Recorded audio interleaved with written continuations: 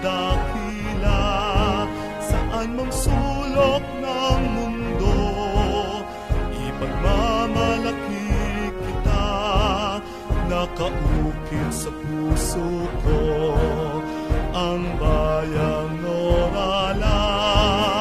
Kayamanan mong angkin ay biyaya sa akin, palayang napakaganda, dito ay sagana, malinis na kapaligiran, at sariwang hangin, bayan ng Norala.